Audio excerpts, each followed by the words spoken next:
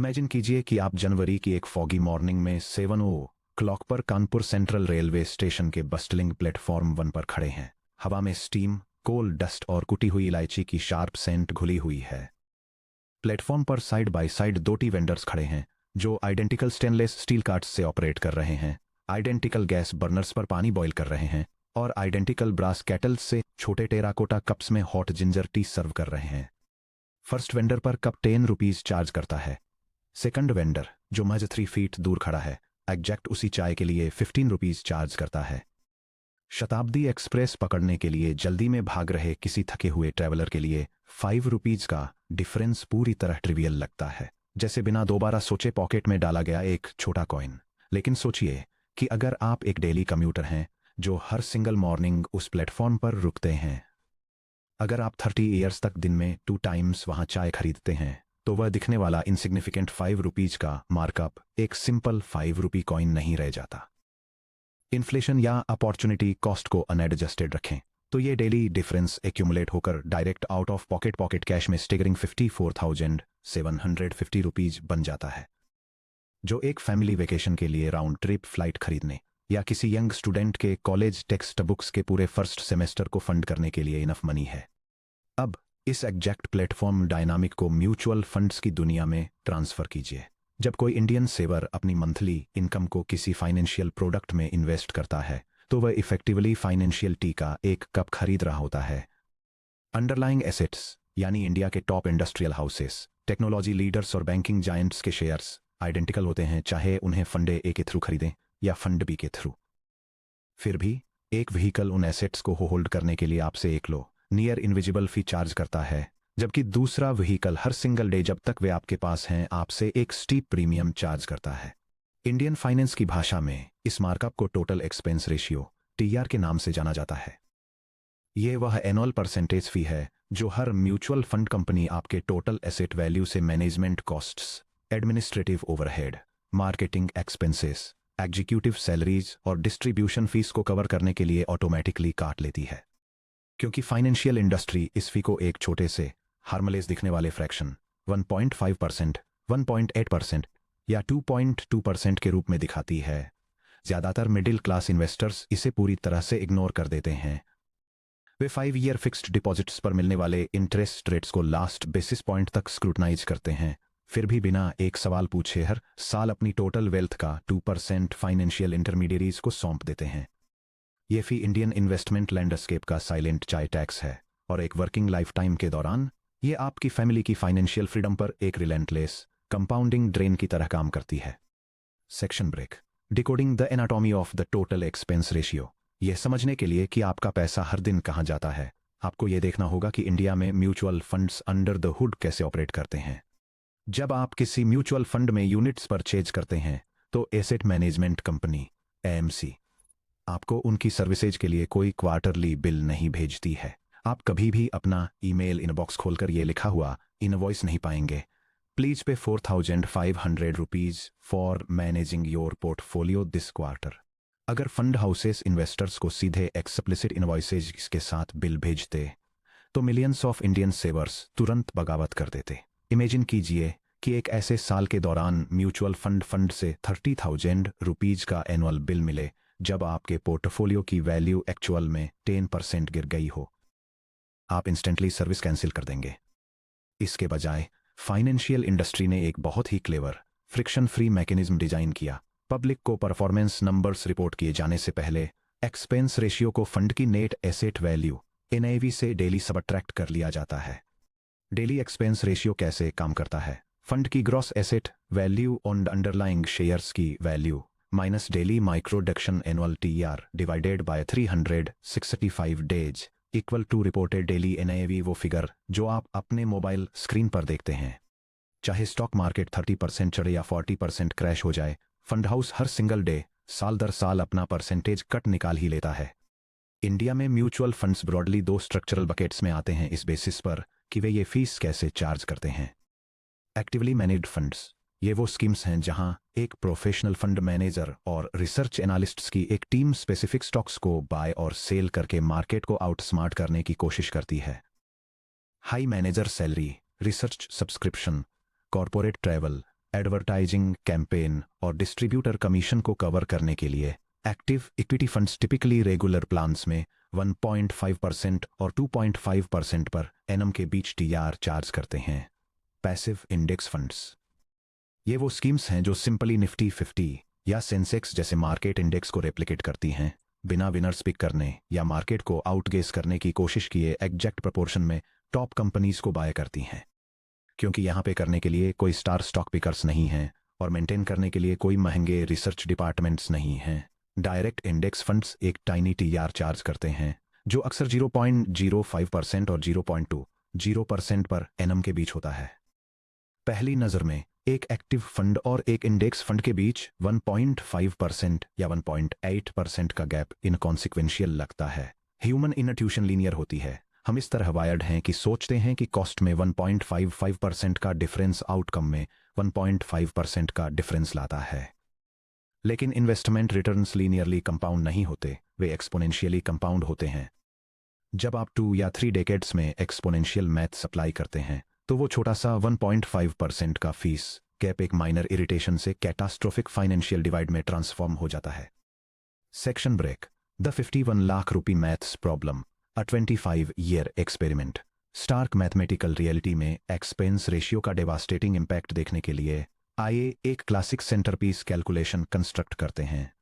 बेंगलुरु की एक IT services firm में काम करने वाले 2 मिडिल क्लास कलीग्स को कंसीडर कीजिए। राजेश और सुनीता, दोनों की एज 30 ईयर्स है। दोनों अपने 25-ईयर हॉराइजन के लॉन्ग टर्म रिटायरमेंट गोल के लिए 10,000 रुपीज का monthly systematic investment plan SIP start करने का डिसाइड करते हैं।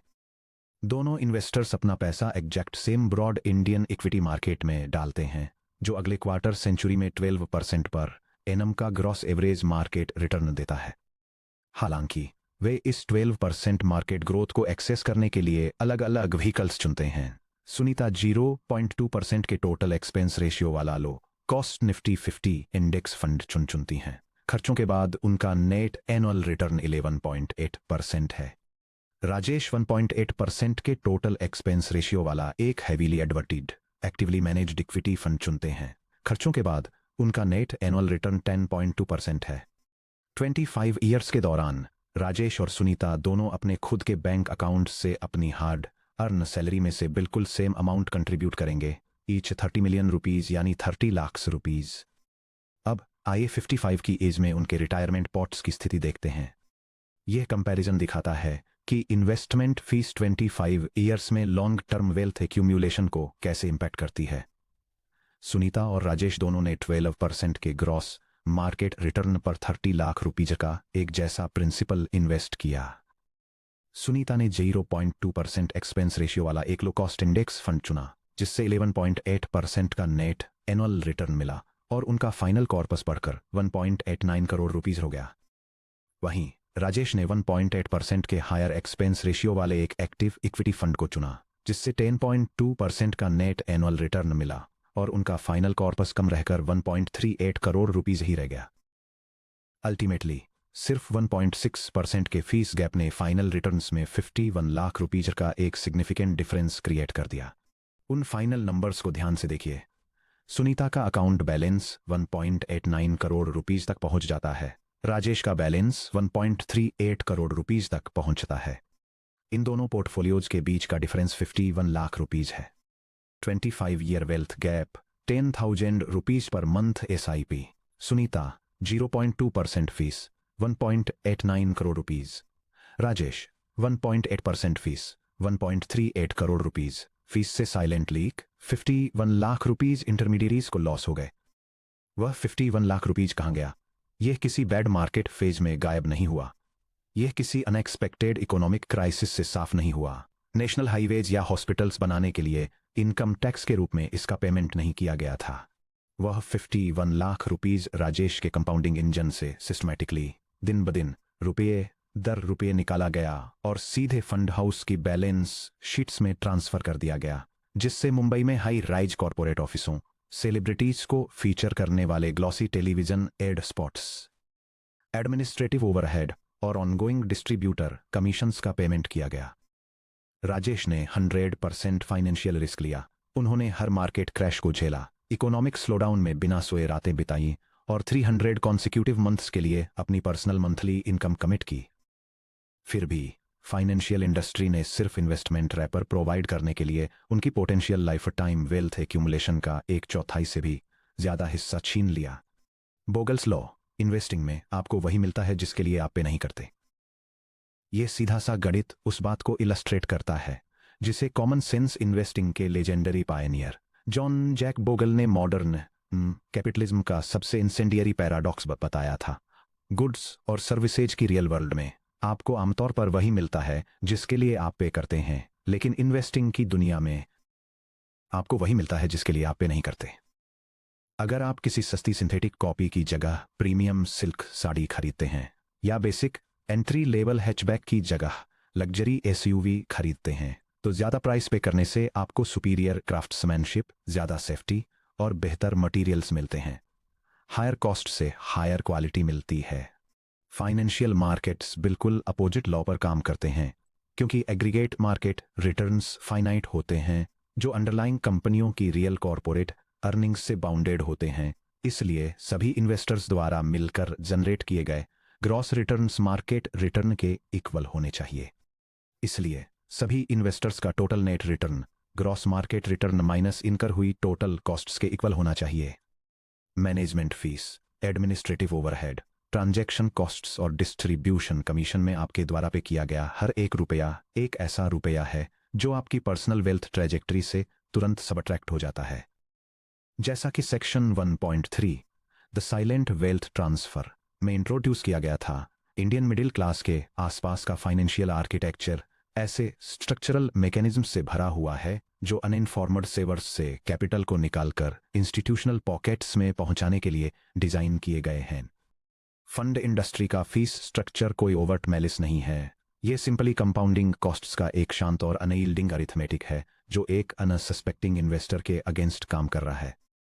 जब आप साल 1.8% फीस पे करते हैं तो आप बेहतर मार्केट रिटर्न्स नहीं खरीद रहे होते हैं, आप सिंपली एक हायर फ्रिक्शन कॉस्ट को फंड कर रहे होते हैं। The hidden channel, regular plans versus direct plans. Average middle class family के लिए सिचुएशन को और मुश्किल बनाते हुए इंडिया में फीस स्ट्रक्चर में एक और भी गहरा हिडन लेयर है जिसे सेक्शन 5.5 में ब्रीफली इंट्रोड्यूस किया गया था। रेगुलर प्लान्स और डायरेक्ट प्लान्स के बीच का डिफरेंस। किसी इंडियन मेट्रो या टीयर 2 सिटी के एक टिपिकल सिनारियो के बारे में सोचिए। एक middle class saver fix deposit खोलने के लिए अपनी लोकल बैंक ब्रांच में जाता है। एयर कंडीशनड ग्लास बूथ में बैठा फ्रेंडली रिलेशनशिप मैनेजर यानी आरएम उनके बैंक बैलेंस को देखता है और एक वार्म स्माइल देता है। सर, आरएम पोलिटली कहता है, आप अपनी हार्ड अर्नड मनी को सिर्फ 6% रिटर्न देने वाली एफडी में क्यों छोड़ रहे हैं? चलिए, मैं वेल्थ क्रिएट करने में आपकी हेल्प करता हूं। हमारी बैंक की एक्सपर्ट म्यूचुअल फंड टीम ने आपके लिए एक top rated super growth equity scheme चुनी है। अकाउंट खोलने की कोई फी नहीं है, कोई अपफ्रंट चार्ज नहीं है और मैं पर्सनली आपका सारा पेपर वर्क फ्री में हैंडल करूंगा। यह प्रपोजल बहुत ही जेनरस लगता है, लेकिन कमर्शियल फाइनेंस में कभी भी कुछ भी सच में फ्री नहीं होता। जब आप किसी bank RM, independent financial advisor यानी आईएफए या ट्रेडिशनल म्यूचुअल फंड ब्रोकर के थ्रू इन्वेस्ट करते हैं तो आप ऑटोमेटिकली एक रेगुलर प्लान में एनरोल हो जाते हैं। एक रेगुलर प्लान में fund house higher expense ratio charge करता है जो अक्सर उसी सेम फंड के डायरेक्ट प्लान की तुलना में 0.5% से 1.0% पर ईयर ज्यादा होता है। यह एडिशनल परसेंटेज पोर्टफोलियो मैनेजमेंट के लिए यूज नहीं किया जाता। इसे फंड हाउस द्वारा उस बैंक या डिस्ट्रीब्यूटर को एक continuous life time trail commission के रूप में वापस पे किया जाता है जिसने आपको प्रोडक्ट बेचा था। Regular versus direct plan anatomy. Regular plan expense ratio, for example 2.0%, investment management fee 1.2% plus distributor commission 0.8%। Direct plan expense ratio, for example 1.2%, investment management fee 1.2% with no distributor commission. ध्यान दीजिए इस critical structural trick पर, यह commission आपको कभी भी एक separate transaction के रूप में बिल नहीं किया जाता। आपको अपने मंथली बैंक स्टेटमेंट में कभी भी ऐसा कोई लाइन आइटम नहीं दिखेगा जिसमें लिखा हो कि 800 रुपीस बैंक डिस्ट्रीब्यूटर को पे किए गए। यह आपकी डेली एनआईवी में से चुपचाप काट लिया जाता है। चाहे आपका रिलेशनशिप मैनेजर नेक्स्ट मंथ किसी दूसरे बैंक में ट्रांसफर हो जाए, चाहे आपका एडवाइजर 15 ईयर्स तक आपसे कभी बात न करे, वो ट्रेल कमीशन हर दिन आपके पोर्टफोलियो बैलेंस से डिडक्ट होता रहता है। और जब तक आप उस फंड को होल्ड रखते हैं, डिस्ट्रीब्यूटर की पाइपलाइन में पैसा जाता रहता है। अगर आप regular plan mutual fund portfolio में 50 लाख रुपीस होल्ड करते हैं, तो 0.8% डिस्ट्रीब्यूटर ट्रेल कमीशन का मतलब है कि आप हर एक साल 40,000 रुपीस डिस्ट्रीब्यूटर को पे कर रहे हैं। 20 ईयर के पीरियड में वो single hidden commission line item आपकी फैमिली के अल्टीमेट रिटायरमेंट कैपिटल में से 20 लाख टू 30 लाख रुपीस तक खा सकता है। बस किसी म्यूचुअल फंड का डायरेक्ट प्लान परचेज करके, जो आप फंड हाउस की ऑफिशियल वेबसाइट या इंडिपेंडेंट ऑनलाइन प्लेटफॉर्म्स के थ्रू आसानी से कर सकते हैं। आप मिडलमैन को पूरी तरह से कट आउट कर देते हैं। आप एग्जैक्ट सेम पोर्टफोलियो बाय करते हैं, जो एग्जैक्ट सेम फंड मैनेजर द्वारा मैनेज किया जाता है, जिसमें एग्जैक्ट सेम स्टॉक्स होते हैं, लेकिन आप उस 0.8% एनुअल फी को अपने ही अकाउंट में रिटेन करते हैं, ताकि वह आपके अपने बच्चों के फ्यूचर के लिए कंपाउंड हो सके। Section break. The investors audit 4 steps to plug the silent leak. अब जब एक्सपेंस रेशियो का हिडन अरिथमेटिक क्लियर हो गया है, तो आपको पैसिव अवेयरनेस से एक्टिव डिफेंस में ट्रांजिशन करना होगा। अपने कैपिटल को कॉस्ट इरोजन से प्रोटेक्ट करने के लिए किसी एडवांस्ड मैथमेटिकल स्किल्स की जरूरत नहीं है। इसके लिए आपके करंट पोर्टफोलियो के एक सिस्टमैटिक 4 स्टेप ऑडिट की जरूरत है। 4 step portfolio fee audit. Step 1, consolidated account statement CAS retrieve करें, कैम्स या केफिनटेक से डाउनलोड करें। स्टेप 2, रेगुलर वर्ड के लिए स्कैन करें, हिडन डिस्ट्रीब्यूटर ट्रेल कमीशन पे करने वाले फंड्स को आइडेंटिफाई करें। Step 3, total expense ratio TR check करें, वैल्यू रिसर्च इंडिया या मॉर्निंग स्टार इंडिया पर क्रॉस रेफरेंस करें। स्टेप 4, 1% बेंचमार्क रूल अप्लाई करें। अगर कोई एक्टिव फंड 1% डायरेक्ट TR से ज्यादा चार्ज करता है, तो आप प्रूफ डिमांड करें। स्टेप 1, अपना कंसोलिडेटेड अकाउंट स्टेटमेंट यानी CAS हासिल करें। अपने बैंक ऐप द्वारा प्रोवाइड किए गए समरी व्यू पर रिलाई न करें। कैम्स या केफिनटेक, जो इंडिया के primary registrar and transfer agents हैं, उनके ऑफिशियल ऑनलाइन पोर्टल्स पर जाएं और ईमेल के through free consolidated account statement यानी CAS की रिक्वेस्ट करें। यह सिंगल डॉक्यूमेंट इंडिया के सभी फंड हाउसेस में आपके पैन के अंडर रजिस्टर्ड हर म्यूचुअल फंड यूनिट को कंसोलिडेट करता है। स्टेप 2, शब्द रेगुलर के लिए स्कैन करें। अपने स्टेटमेंट पर लिस्टेड एग्जैक्ट स्कीम के नामों को ध्यान से रिव्यू करें। अगर किसी फंड का नाम HDFC top 100 fund regular plan growth लिखा है, तो आप हर दिन एक एम्बेडेड डिस्ट्रीब्यूटर कमीशन पे कर रहे हैं।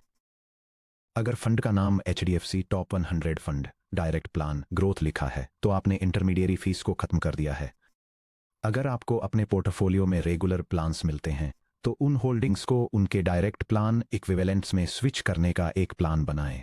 शॉर्ट टर्म होल्डिंग्स के लिए किसी भी एग्जिट लोड या कैपिटल गेन्स टैक्स इम्प्लीकेशंस को ध्यान में रखते हुए।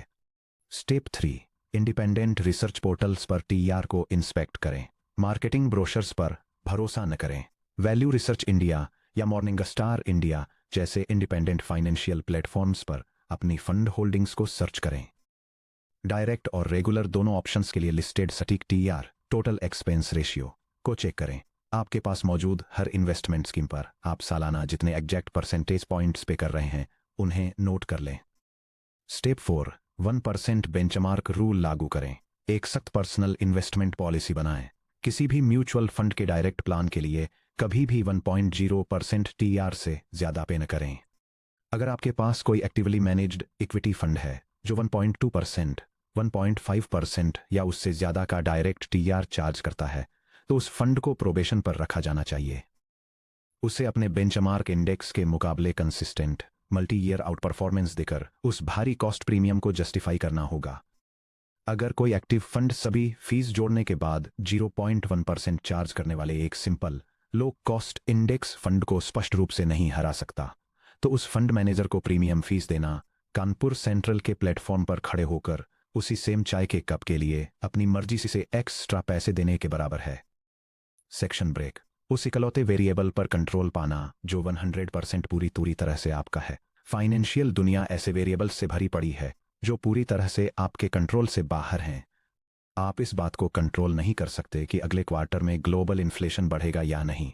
आप इस बात को कंट्रोल नहीं कर सकते कि यूरोप या मिडिल ईस्ट में जियोपॉलिटिकल टेंशन्स बढ़ेंगी या नहीं। आप यह भी कंट्रोल नहीं कर सकते कि कल सुबह निफ्टी 50-20% क्रैश हो जाएगा या अगले साल 30% रैली करेगा। जिन वेरिएबल्स को आप कंट्रोल नहीं ही सकते, उनके आसपास फाइनेंशियल स्ट्रेटेजी बनाने की कोशिश करना एंग्जाइटी और लगातार अंडर परफॉर्मेंस की वजह बनता है। हालांकि आपके पोर्टफोलियो का टोटल एक्सपेंस रेशियो एक ऐसा वेरिएबल है जो 100% आपके कंट्रोल में है। अपनी एनुअल इन्वेस्टमेंट कॉस्ट में से आप परसेंट का जो भी छोटा हिस्सा बचाते हैं, वह आपके कंपाउंडिंग इंजन में ही रहता है। इसके लिए किसी एक्स्ट्रा लक, सुपीरियर इंटेलिजेंस या स्टॉक मार्केट को टाइम करने की जरूरत नहीं होती।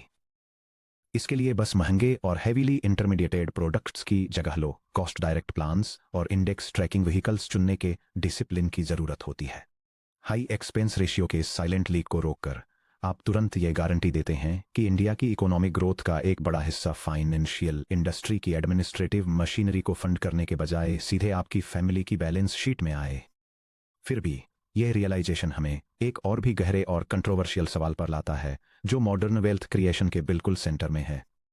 अगर actively managed equity funds simple index funds की तुलना में काफ़ी ज़्यादा फीस चार्ज करते हैं, तो क्या वे अपने प्राइस टैग को सही ठहराने के लिए कम से कम सुपीरियर और मार्केट बीटिंग रिटर्न्स देते हैं? क्या किसी प्रोफेशनल फंड मैनेजर को पे करने से सच में टाइम के साथ आपको बड़ी फाइनेंशियल वेल्थ मिलती है? इस सवाल का जवाब देने के लिए हमें मार्केटिंग क्लेम्स को किनारे रखना होगा और 6.5 active versus passive funds in India the data your fund manager hides में दिखाए गए कड़वे और साफ स्टैटिस्टिकल एविडेंस को देखना होगा।